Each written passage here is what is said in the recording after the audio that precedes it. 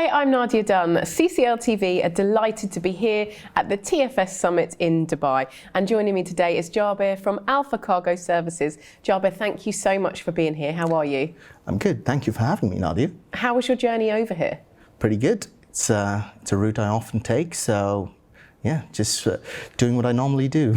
And well, tell us about your background, actually. What do you normally do? What does Alpha Cargo Services do? So Alpha Cargo Services came into life in 2000. So we're 21 years old. We focus primarily on air freight. We're a Saudi civil aviation regulated agent, the cargo GSA of Malaysian Airlines in Saudi Arabia. We've got a couple of offices in Saudi Arabia and an office here in Dubai. We're also part of IATA and IATA's Interactive Cargo Task Force. So we'd like to think that we'd like to see more transformation happen, and that's one of the keys as to how I actually came back to Saudi Arabia. Personally speaking, I was born in India to parents who opted for the expat life in the Middle East. Dad started working in cargo in 1982, a few months after I was born, so I'd like to think I'm the lucky charm, Yeah. if I may.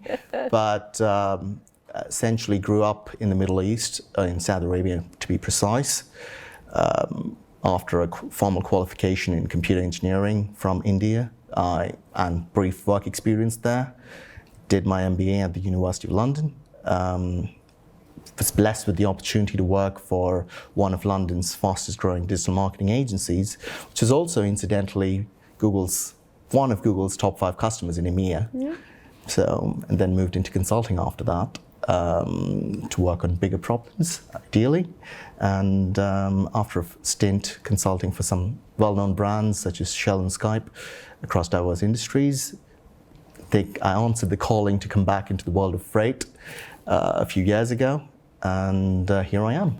It's always pulling you back.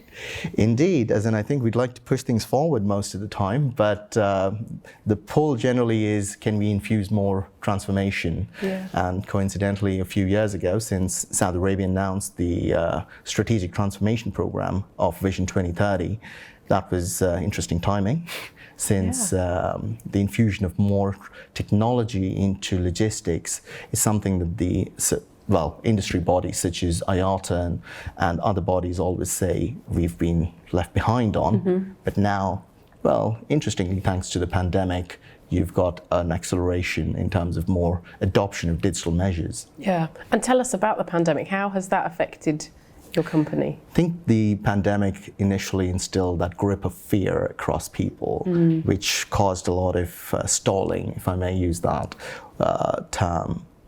In terms of how things could move, whether we could move, whether we were well protected, or we could have a cure or some sort of vaccination.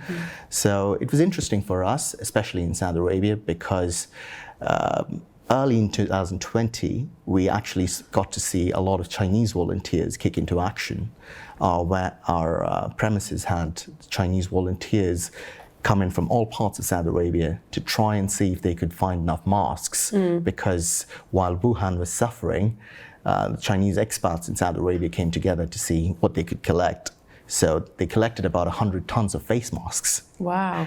However, they didn't end up getting transported because I think the Middle East region was always prudent in terms of trying to see how it could ward off scenarios.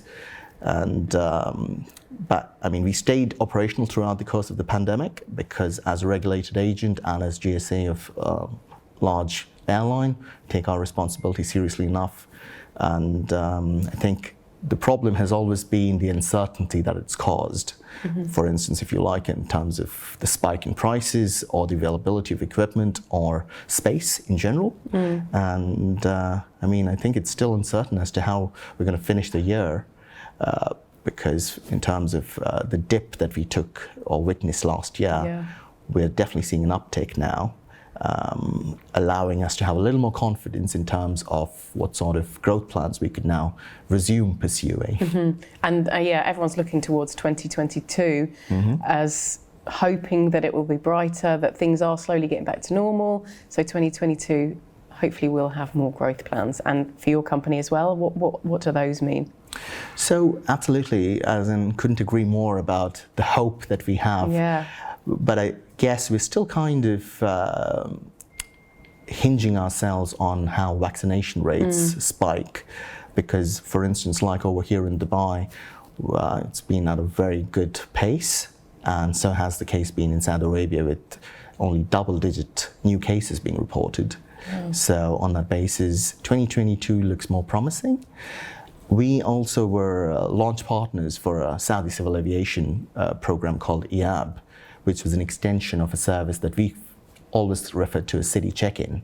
Right. The service essentially focused in allowing people, or allowing airlines, to have a different relationship with us. As forwarders, we're generally customers of the airline, but when we have the city check-in program, the airline's our customer. Yeah. So the intent is to allow airlines to allow their aircrafts to take off on time after the Hajj pilgrimage. Right. Because the 2 million people that come into Saudi Arabia, 50% generally come in from overseas. And to ensure the pilgrims are taken well looked after, Saudi Arabia's king always ensures that he reminds us the pilgrims are guests of God, not just my guests, but the guests of God.